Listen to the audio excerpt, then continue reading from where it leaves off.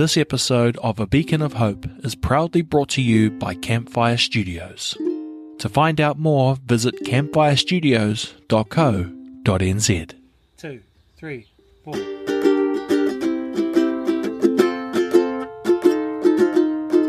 A Beacon of Hope is a weekly podcast that shines a light on the human spirit and explores the power of hope in our lives.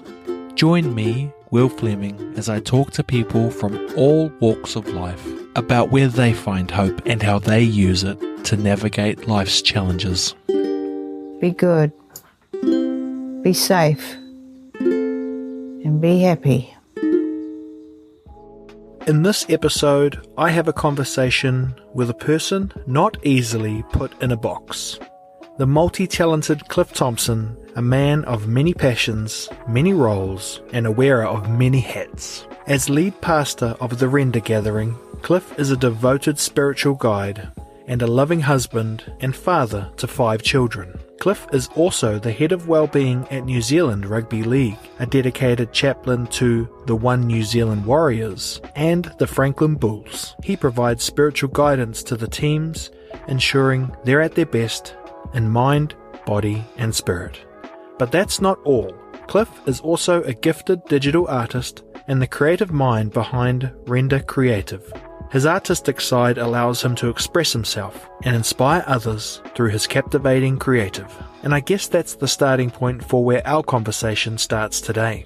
2 people on a voyage, wearing many hats, in an effort to better understand the mind, body, and beyond.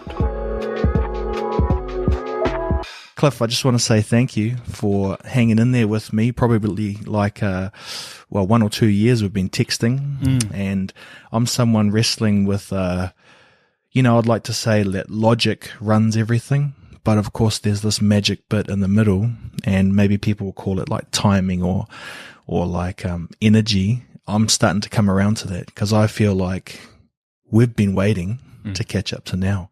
Sure. When I first contacted you, I didn't have this podcast. And then when I created it, I was like, who do I want on it? And you kept popping up online. And I'm like, I need to talk to this dude about hope. So Just want to say thanks, bro, for coming on. No, my pleasure. And, I agree with you. I think, whether we call it timing, I like to think of it as God's providence, right? The way he weaves and works things together for the right time. Yeah. That includes resources and people.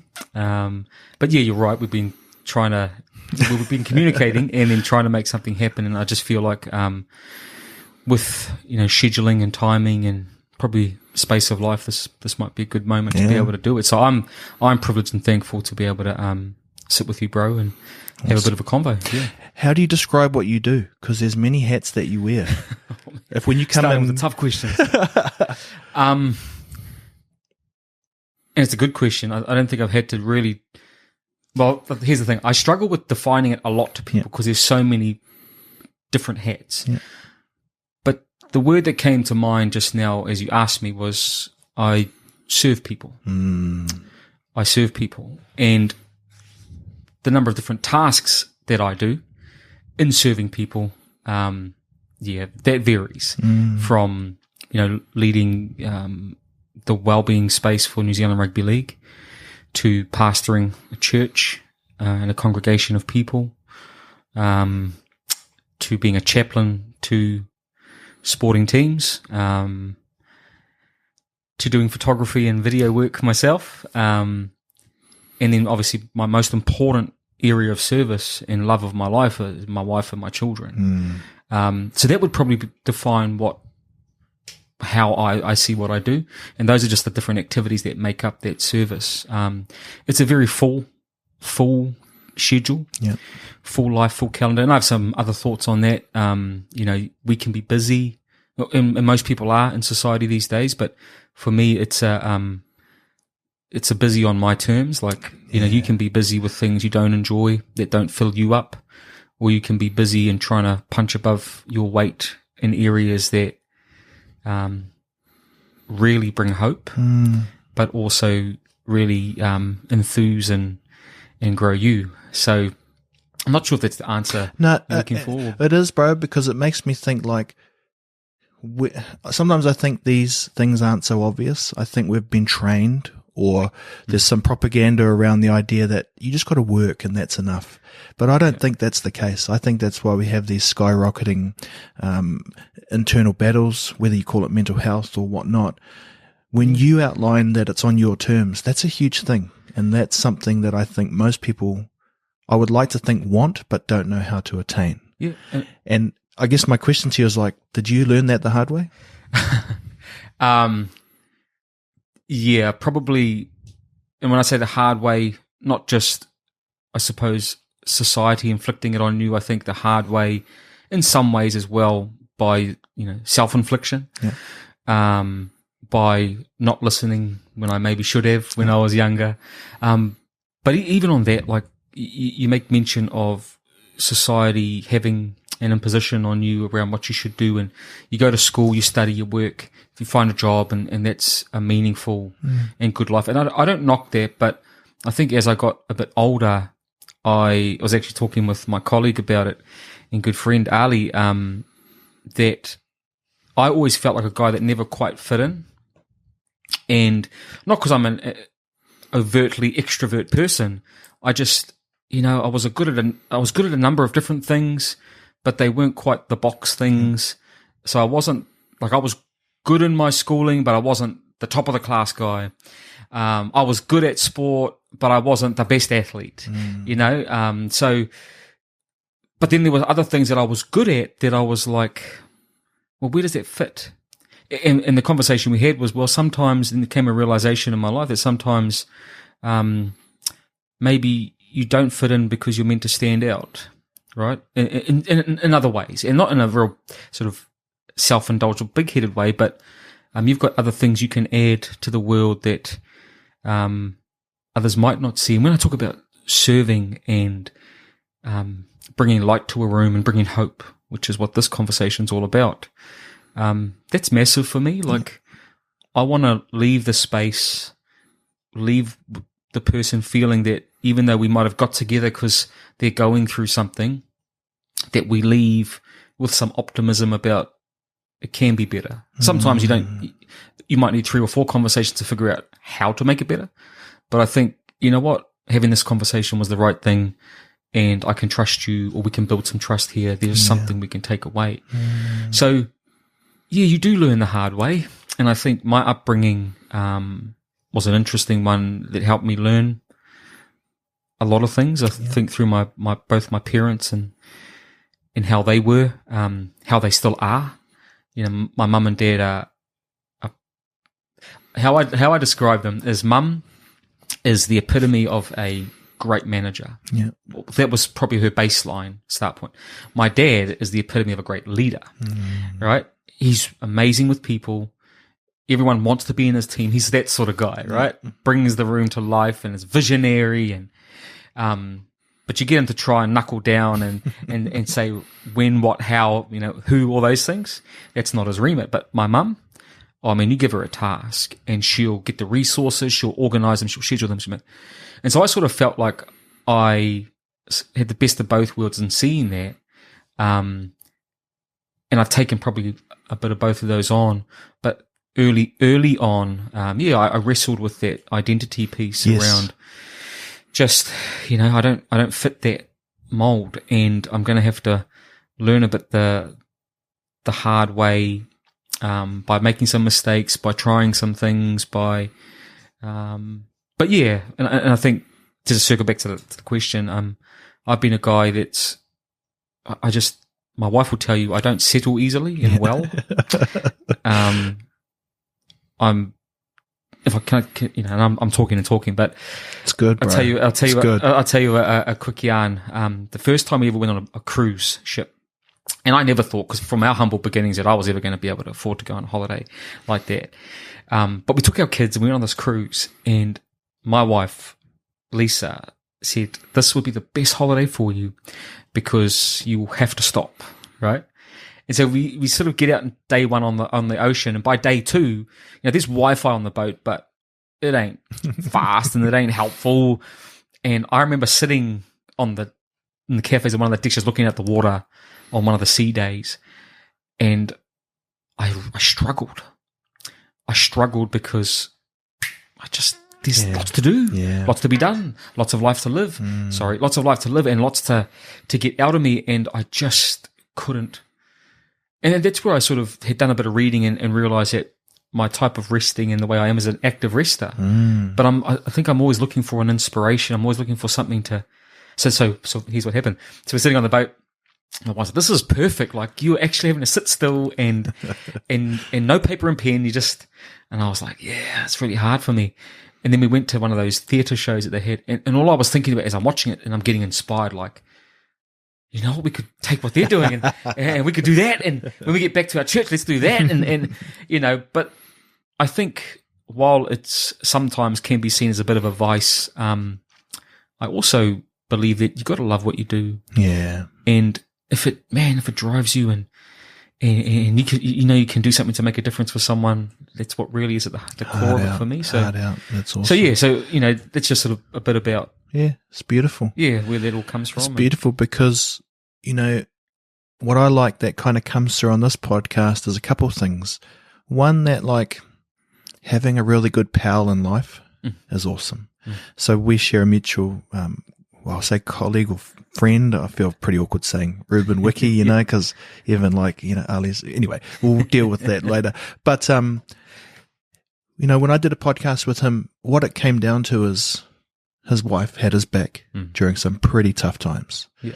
And I said to Ruben, what's cool about that is a partner in life is achievable. It's not easy, and it's getting not easier with algorithms driving our whatevers. But if you can find that and someone who just has your back and loves you, that's a real gift. And that's something that humans have done for ages. Yeah, and we can continue to do that. And I said to Ruben, is it really that simple of prevention for well-being, or is about having someone to have your back? And he was like, yep. And then I thought of my life and I thought, I'm just so lucky to have that too. And actually what I thought was interesting about when you were coming is I thought that's actually the closest at the moment that I can see about taking a leap of faith and believing in something bigger. Yeah. Because I see that happen in having a partner. Sure. There's no contract. Well, I guess there's a marriage contract, but you can't really prove that they love you and that love is real, or you can't see it. You can feel it. Yeah. But man, I'm sure about it. Yeah. And I thought that's a really cool thing that I never hear shared.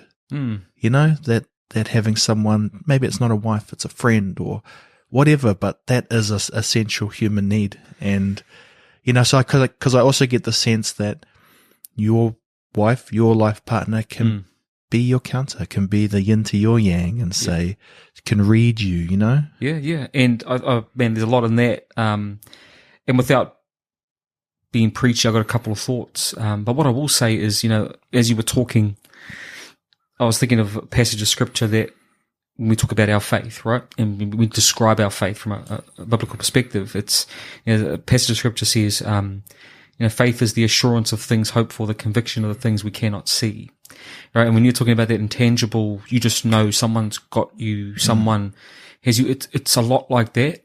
You can't put a finger on it, but it's a conviction that this is real and true. And I say this all the time, people say to me, even about my faith, and then I get to that life partner stuff, they'll say, prove to me, as an example, that it's all real and all of this sort of stuff. And I say to them on that note, like, there's a lot of things in life that already prove I don't need to. And my job is not to justify, but to testify. And they're different things, right? I don't have to prove to you the existence of God in my eyes, but what I can do is testify to the existence of Him in my life through the people that I love, through the way I am loved, through the way I feel and experience that. And so now I go to that what you're talking about sort of how that makes your well-being, having a yin to your yang. For those who know Lisa, they would know straight away that if you looked at us side by side, you'd think, they're so different, right? They're so different, not just culturally and skin tone wise, but just in the things they enjoy and don't enjoy. I love sport. She wouldn't know the difference between rugby and league, even if you put the rules in front of her. She all it's the same game. She doesn't know too much difference between netball and basketball, right? She's not into the things. She's not a creative.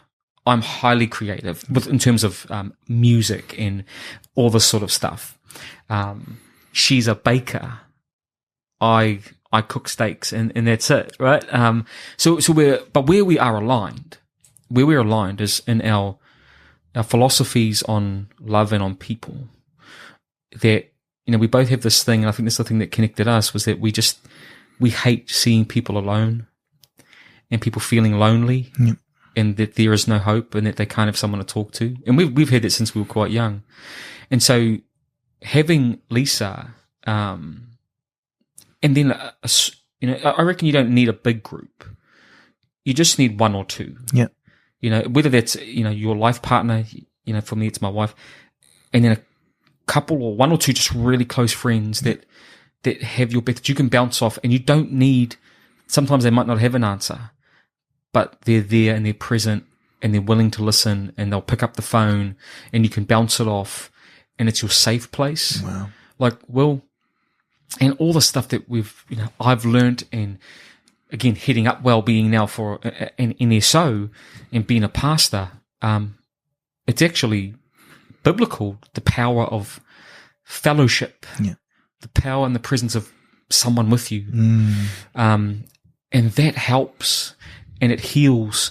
And I'm sure, Ruben talked about it, but I even, when I think about marriage or a life partner, and people say, you and Lisa have been married nearly 20 years now, and we were fairly young, and we got married young, but, how do you keep, not just married, but you look happy, and we are happy, right? How do you maintain that?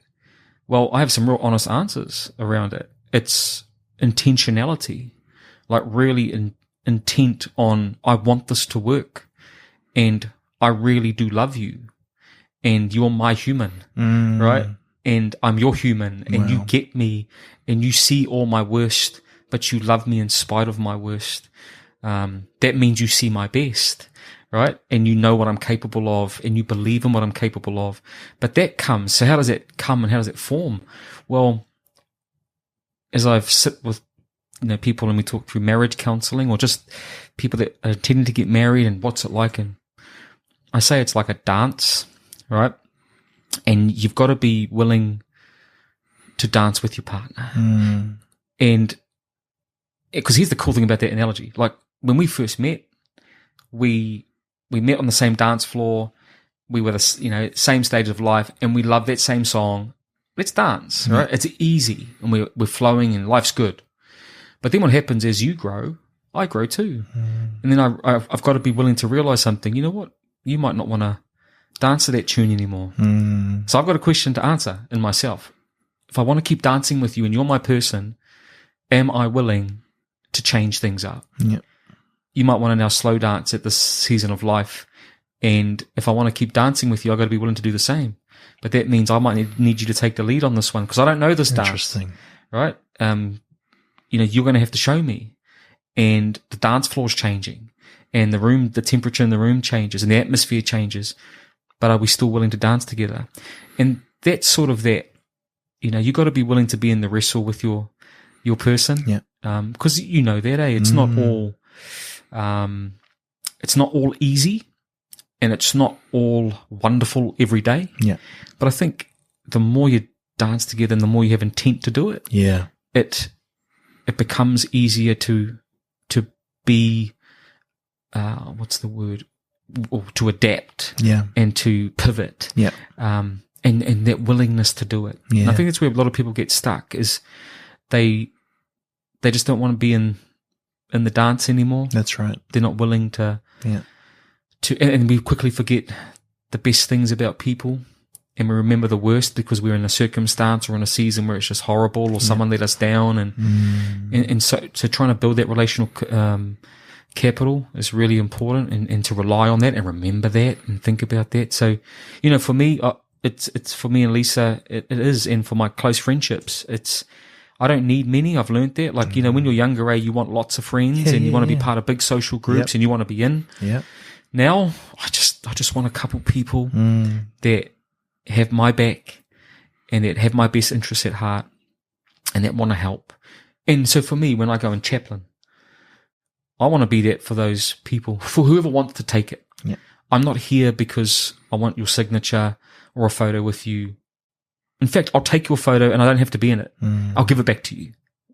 But I'm here for you, and if you want to press into that, let's dance. Yeah. All right? I'm willing to be that for someone, and I want to be that for someone. So I think going back to the wellness part of it really quickly is I think that's where it lands. Like, and all the theories, and we need the social supports, and we need the professional clinical supports. Yeah. They're all important, 100%. But really, what does make a person be well is having a couple of good people that you can press into and talk with and connect with, and that get you. And sometimes you just don't need to talk. You just sit and have a coffee, and you're there. That's it. You know, and well. I love it so much, Cliff, because again, there's no secret to that. It's like you can have that. You just got, sometimes I think about it like navigation and the challenges we might be slightly off our navigation or our North Star is. Yeah. Are we in that's Northern Hemisphere? What's our one? Oh, bro, I'm just going to say yes. Yeah. Okay. But the idea is like trying to like have people to help you with your navigation. Sure. And then, because when you were talking about your wife, I was like, far out, that's how I feel about Monica, my wife. Yeah. She's German, she's little, I'm massive. We're just opposites, but for some reason, and the navigation part is like, we just really like each other. And that's some algorithm that I can't explain, and I think that's an algorithm because that's the word I think about it, where you've just got to like try and see if that's gelling, and when you sit down by yourself and you think about them, like whether it's a friend or a partner or the job you do, does that excite you? Yeah. Not in like a dopamine hit way. Yeah. Like I really want to do this, and we're on that, like, man, we live in times now, and again, I get it and I appreciate it, and there's a place for it where everything needs an explanation, everything needs to be explained. Right. But some things don't need to be explained, they need to be experienced. Right? Love, care, compassion. Like, do you want someone to tell you about love, or do you want someone to love you? Yeah. Right? There's a difference. Exactly. Do you want someone to show you grace, or do you want someone to tell you about it? Right? I'd rather someone show me grace when I need it versus, well, grace is this, and they articulate it to me. I think some things need to be experienced, and they can only be understood when they're experienced, not just explained, and I think that if we can sort of latch on to that a bit more, and there was something you were saying there about just going back to, you said it, something about just before that, I'm trying to cycle back in my mind. Algorithm. And just that feeling, you're sitting on your own and it's like you think about your situation. Some of it gives you anxiety, other things don't. Yep. I think that's a clue to navigation, Yeah, something like that. Yeah, now you got me, the navigation part, right? You have a lot of people in life, and I know you'll feel this too, right? Because I think my sense is, and from some of your friends that I know about you, is that you're a guy that will do things even when people have an opinion of it that it's not, you're doing too much, right? Put it that way, or you're doing this, you're doing that.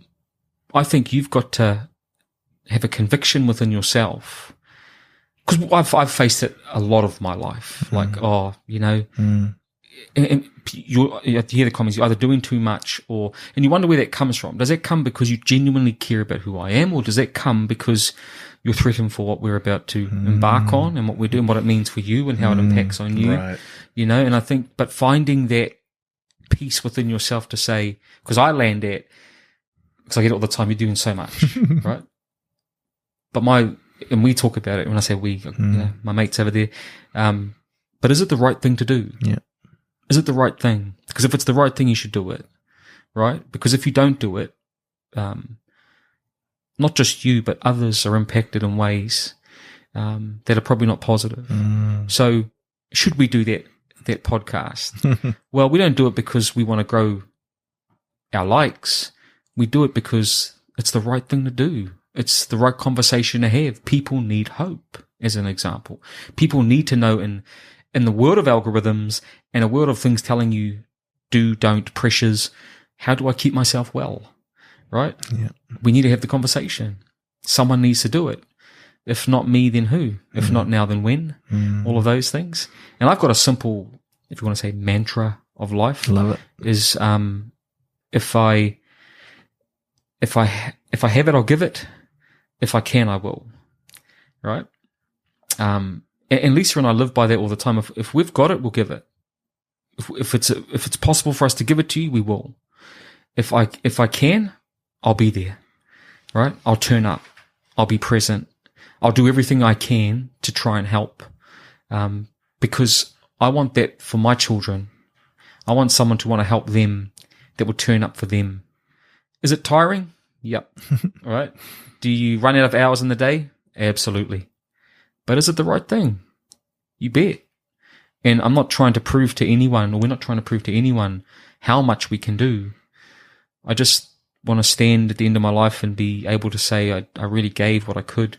You know, and whether that's if you're a professional athlete and you listen to this sort of thing, like, give all you have to all you've been given, right? God gifted you with, I'm going to share a quick story here, if I can. Yeah, of course. About my mate Ali. We were driving in one of our many journeys, and we were talking, and he's such a modest guy, humble guy, genuinely lovely guy, and he will never elevate himself above anyone else. And we were talking about athletes of today and how they sort of, and his comments basically were, hey, look, nah, man, like, I reckon if these guys do this, this, and this, like, a lot of, you know, they could do well and they could be there. And I said to him, you know, that's true. And I want to have we want to have that belief that if you put your mind to anything, you can do it. But I said, there are some things in life where I believe God gifts you with certain things, tools that others just might not have, no matter how hard they try.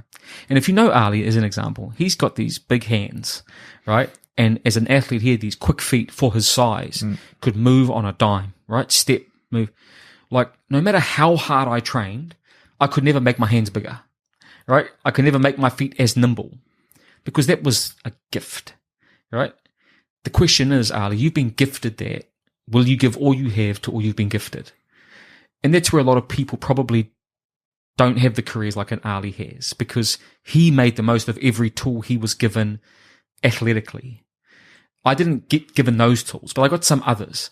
So I'm just trying to make use of all the tools I've been given as much as possible. That's where I believe people can do whatever they put their mind to, is understand what your tools are, understand what your gifts are, and go with them. Boom.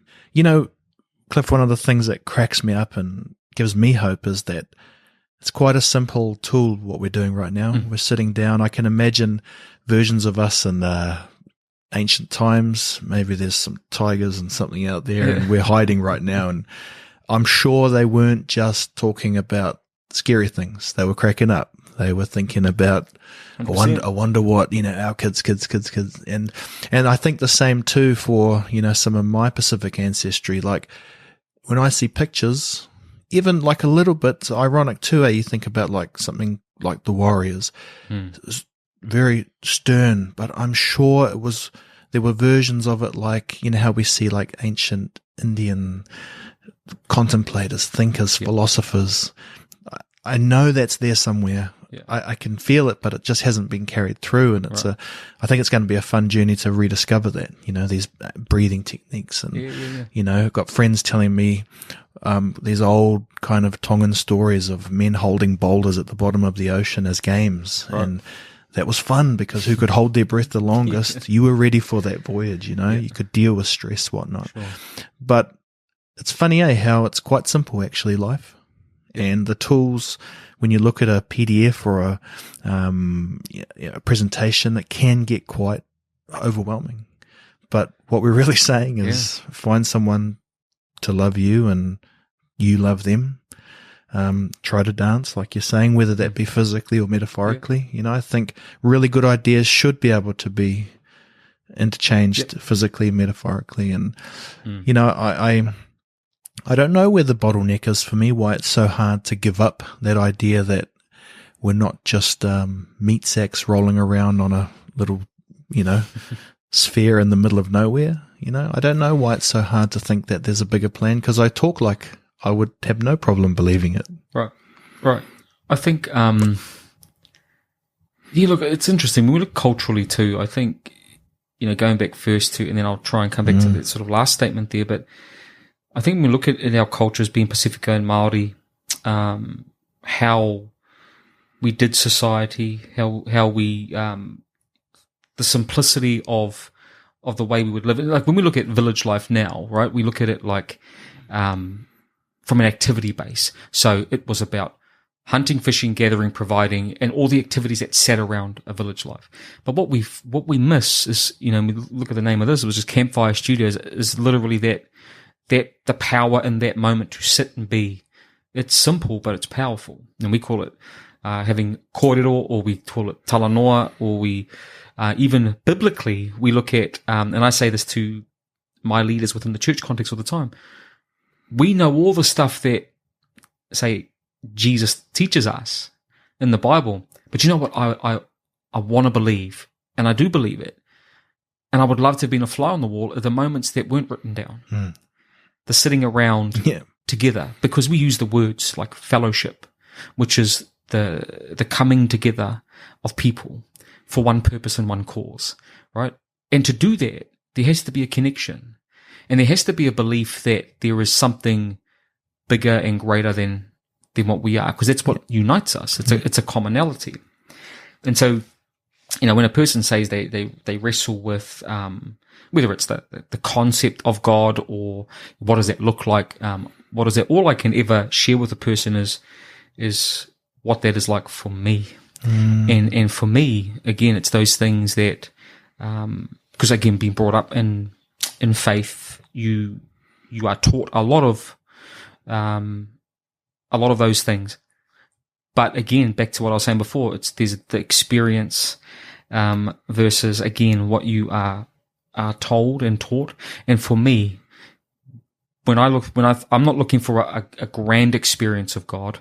I'm looking at what I have now, and I look at my wife, and I think, and I see love, and I say, there's got to be, right? I look at my children, because that can't be anything other than a creator that designed us to be together and designed this. And my children are not, as much as I love them, they are not mistakes, and they are not a chance or so in that really simplistic way, there's got to be. And I think that's the beauty of a person's personal journey, is to go on that discovery. And I think that journey doesn't have to have an absolute moment in time, right? Or even right now, it could be a number of conversations, but that's what discovery is. And we think about our ancestors, we go back to that, right? They jumped on the oceans and navigated it.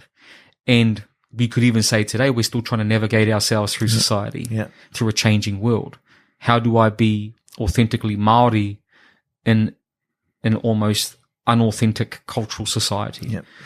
So that process of navigation is a journey, and I think as long as people are going to discover that, but for me, my experience of God and my faith is, and more out there, it is lived experience. It is, again, I go back to that scripture, faith being the assurance of the things I hope for. It's the conviction of what I can't see. And that conviction comes because of what I've experienced, what I have seen.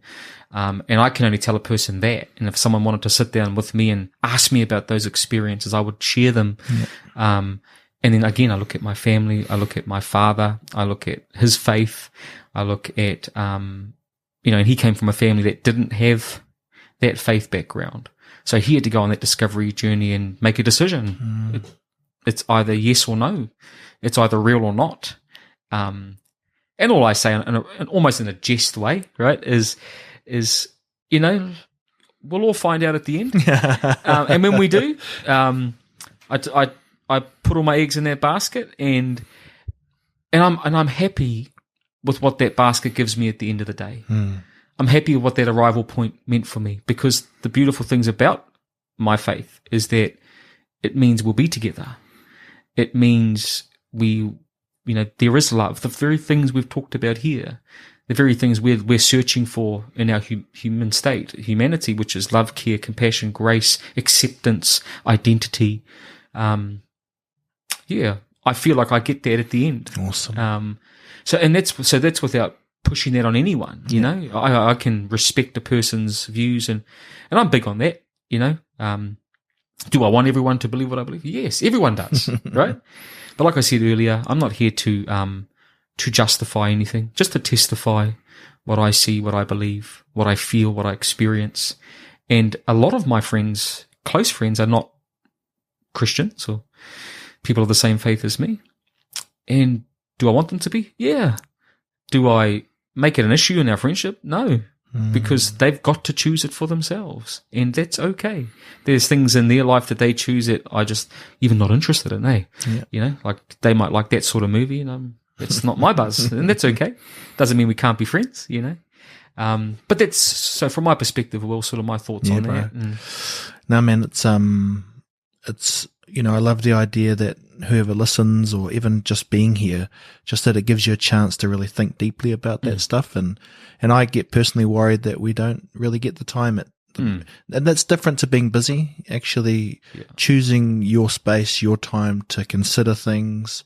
Going back to when you were talking about being busy, I think I too share that, and maybe my friends do say that, but actually what I think I'm doing is I'm not busy. I'm just trying to find the right area that I want to be at. Yeah. And that's a gift, call it privilege, that my parents gave me without too much baggage on me. You know, they said, I'm the youngest too, so like I had that spoilt brat, you know, and so I got to do something with that privilege, that gift. And for me, it's like, go find things that make people feel good. I just never knew it would be, you know, I've done lots of exploring. I thought it was around techniques and breathing. It's actually talking. It's one of the most basic things, you know. I had a story yesterday, doing some work with some students around finding elders in their community to podcast with, because I think there's cool stuff there, a passing of wisdom, but also some empowerment of kind of, you know, controlling the situation for the student. But one of the nice bits of feedback is I had two people in here, and I caught up with the elder lady, and she said, "Oh, that student still texts me. Come on, let's go for sushi." And I was like, that's cool that they have that. And I'm like, why doesn't school do that? You know, but I mean, I'm sure they do. And I'm not someone, you know, shout out to our teachers and whatnot. Sure. That's a tough gig. But, man, hey, just as we kind of, maybe just come around the end before we wrap it up, you hang out with lots of people who, I guess tools, techniques, trying to be the best that they can be physically, mentally. Have you kind of had some themes of things that really work that you would be happy to share? You know, like, no, great question. And I think, you know, the interesting part before I answer that is when I get asked a similar line of questioning, and the more I sit with them and work with them over these years and work with people like that, like we're looking for the big, profound, like, wow, I never knew that, and that I've got to go and learn to do that. But they really are, which is a beautiful thing. And I think you touched on it right at the beginning. They're things that are not out of touch, right? They're not things that I can't be or have to help. And some of those tools are, and we've touched on them today, is who's in your circle. Like, I think high performance athletes especially are really, really innately aware of who they let in that circle. And I mean, not to take anything away or to speak on behalf of, but you take someone like Dame Valerie Adams, and she uses the bus analogy, right?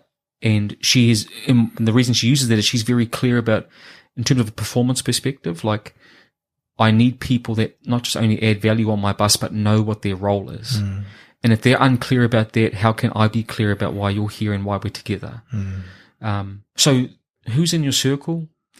And they don't need to be people of extravagance or people of notoriety.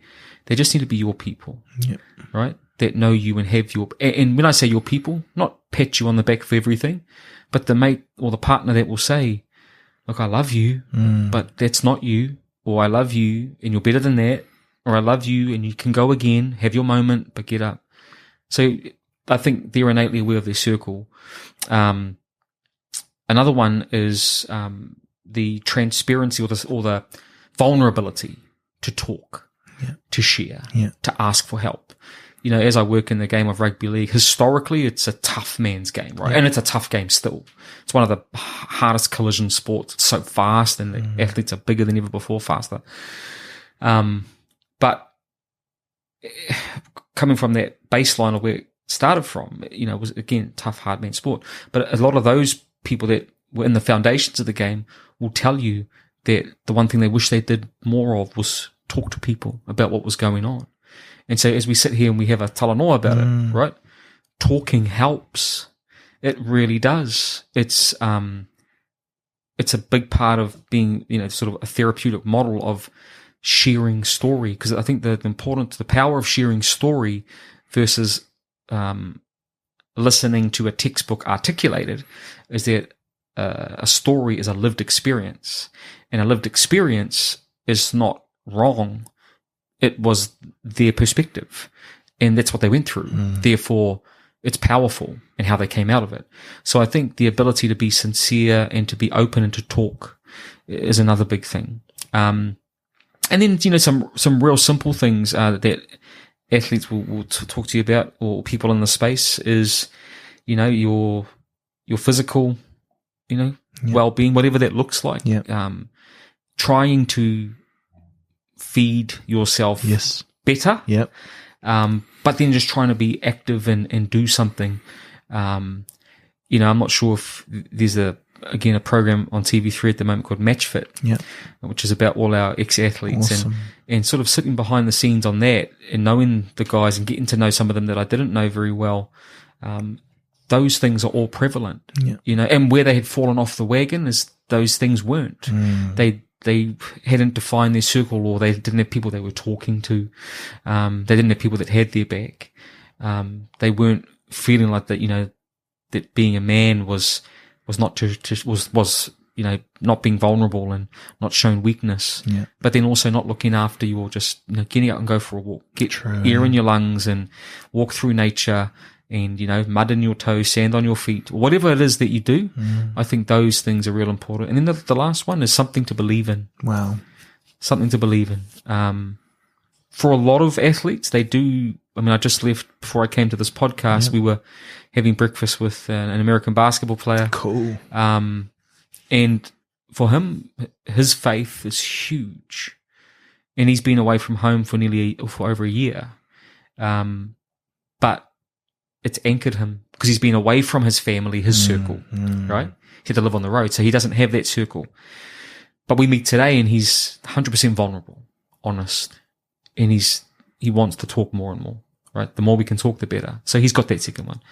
He obviously keeps himself well and healthy because he's a professional athlete. But that last part, you know, something to believe in, that's helped him be away from home, that one that he was missing. So I think without, you know, being too therapeutic, you know, and having too many of those sort of high end or top end models of different things, different tools. I think those are some real simple things anyone can do. Anyone can pull together, anyone can think about, and could start with today. You can get up, you can go for a walk today. What is it that you believe in that drives you, that makes you who you are? And if you don't have that, you don't know what that is, you're on that journey, then that's why you have a circle, and that's why you want to have talanoa and talk with people and be vulnerable, because that will help you discover that identity piece that might be missing. I might cut this out. It's supposed to be a bit tongue-in-cheek, but you see, like, take All Blacks, for example, Weet-Bix, high carb, but I'm sure they're on one meal a day, meat only. Come on, what's the inside word, bro? I'm sure it's so simple. Water, meat only, only eat at dinner. Oh man, it depends what contract you're on, eh? What access you get to nutritionists and to the food. Yeah, now look, to be fair, without giving away trade secrets, I think for the most part, the boys, you know, at the top end, they get well looked after, but most of them are struggling with their, you know, I'll tell you a quick little story. There was one guy we had over for our NZRL podcast. I won't say what team. But let's just say he's one of the top players in the game at the moment that doesn't play for the Warriors. And he come over and we were talking to him, and I said to him the very same question. I said, man, how you going with your diet? And he's like, oh, man. Like, now, don't forget, this is one of the guys that are probably top 5 players in the world right now. And he's like, oh, bro, I struggle, I said, struggle with what? And he's like, my carbs, man. I struggle to, like, I love white bread, you know. He's a Polynesian boy, and he loves his bread, and he loves his rice, and because I can give up most things, but, man, my bread. And so, like, you would think with all their nutritionists and all the access they have and, you know, the finances and stuff like that, these guys still want a cheeseburger and they in fact, quietly smashes out a Big Mac after every game. Yeah. But, I mean, they have the metabolic output to be able to do it, right? I'm not quite in that boat. So, yeah, you know, I don't think they're as regimental around this many wheat picks and this many things as they are. They try and do their best, I think. For the most part, they do well. It's funny, because, you know, you look at people like Professor Julia Ruckledge in Canterbury and talking about micronutrients, the effect on mental health, the studies they've done into, like, some of the folk in Christchurch, helping them deal with trauma. And I think, like, that's why I joke about meat and fasting, because I'm sure that's what ancestrally people did, You know? Go hungry all day, have a mean T-bone steak, and you're sweet. You know? What I've never met is a high-performance athlete. I'm sure they exist, but I've just never come across one that doesn't eat high protein, you know, that doesn't love a good steak, especially the boys. Like, I don't think you get to where they are by just eating grass and veggies and nuts and seeds, Hey man, the final thing is, it's a bit of a weird tradition that is, it's a bit morbid in some ways, but anyway, I'm kind of going with it. I realized, I lost my mum last year, and I realized I did recordings with her, but I never got her to say that she loves me. And I know that's kind of seems obvious, you know, but it's funny, you don't really, people may say it to you, but I think it's cool to have it recorded. So I guess I'd just ask if you're okay to people you love, can you tell them that on this podcast so there's a digital record? And I mean, I don't know, maybe an algorithm one day can go through and search, or family of family of family. I just think it's cool that they get to hear you talk today. Especially I like the idea of capturing mannerisms. They will hear things in you, which is like, oh, that's so Cliff. But just, whoever, maybe it's your wife, maybe it's some family members. Who do you love, bro? Great question, and thank you for the opportunity. I think your problem you're going to have with me is, where do I stop? But no, honestly, who do I love? Lisa, I love you. Mum and Dad, I love you so much. My children, my eldest Jericho, I love you, son. I love you, Vincent. I love you, Caden. I love you, Georgia, my only girl. And I love you, Xavier, our youngest. I love my friends, my closest friends. I consider Ali one of those. Love you, brother. I love some of my oldest friends, Bodie, a good friend of mine, and my brother Gideon, my biological brother Gideon. Cool. I could go on, but you know, to stop it there. And Herman is another brother that I just have so much love for. Love Jermaine. And love Damien. Those are my circle. That's I hope there's no one missing. There will be someone missing, but you could say you love everyone. Those were just the ones. Now, I don't know why I think that's important. I mean, I do know why, because we're never really encouraged to say that, especially when... But can I just say something like that real quick? Yeah. I think it's important because at the end of your life, and because I'm sentimental, like I think the sentiment is right. At the end of your life, you don't, you know, it's different when someone says, well, you know I love you, right? But then tell me, right? It's hearing someone say to you, well, you know I love you, is not the same as, Cliff, I love you. So I think it's powerful, bro, and I just want to talk all that and say, you know, I appreciate, again, you giving me the opportunity to say that on your show. Cool. But also understanding what it means for you and your mum. And even that, like I had to listen to that particular podcast, bro, to be honest, and you know, that was powerful. And I think understanding as you framed it up on that show, it's you know, it's big, man. It's big and it's special, and it also takes a lot of guts to be that vulnerable about the love, one of the loves of your life, right? Yep, that's right. Yeah, and it fuels me. Yeah. So that's, but it's cool, man. It's working. It's that leap of faith that I didn't know would be true, where we started, things got to be on your terms. That doesn't mean you're the greedy, hungry for power. It just means like happy to collab, as long as you know that I'll work my own KPIs. Yeah. I'll work on my own outputs, and you'll get a better version of me than me trying to pretend that I'm someone that you need me to be. You know, it's great, bro. At least I think that's true until you talk about all the way up, and then so I've got some more thoughts on that that we'll cover another day. Where can people follow you, bro? What should they be following in your world, because you got cool things going on? Yeah, no, look, again, we, at New Zealand Rugby League, there's a lot of stuff that we do in the community and also in the high performance space. So we've got a real heart to pretty much make sure that the people that play our great game have access to help and are well. So, going on our New Zealand Rugby League webpage, you can find out a lot of the work that we do in wellbeing under the wellbeing banner. You can follow us on our new New Zealand Rugby League podcast called Find Your Front.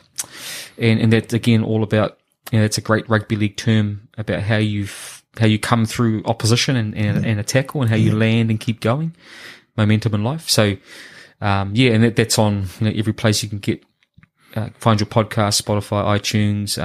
It's on YouTube and social media channels. And then for me personally, I'm just trying to tell people stories, man. And I'm on Instagram and Facebook, and I'm on TikTok, but trying to still figure TikTok out, eh?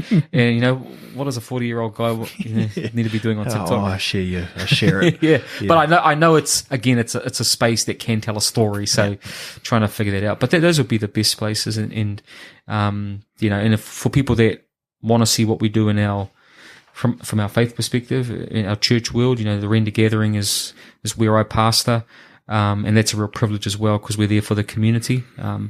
Not for the likes. It really is for the community. So we try and tell a lot of story about what we do. But that's where we live, and that's where you can find us. Cliff, thank you for being our beacon of hope today, brother. Yeah, I appreciate it, bro. Thank you for the opportunity. Thank you for what you're doing, and keep up the good work, man. Choice. Awesome. Thank you, bro. Awesome, bro. Thank you. This episode of A Beacon of Hope is proudly brought to you by Campfire Studios. Campfire Studios is an impact-led organisation amplifying the voices of Māori and Pasifika communities via podcasting and video content. To find out more, visit campfirestudios.co.nz. 2, 3, 4.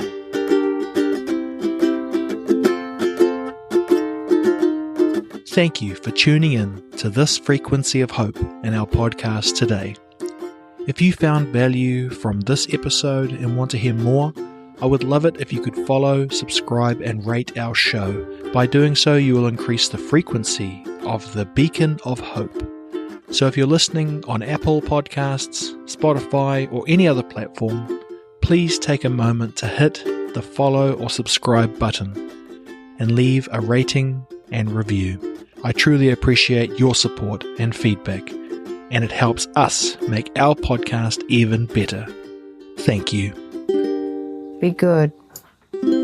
Be safe. And be happy. Yeah. Sounds like that song, doesn't it? Be happy. All right, Mama, we'll stop there, right? Yeah, okay. All right.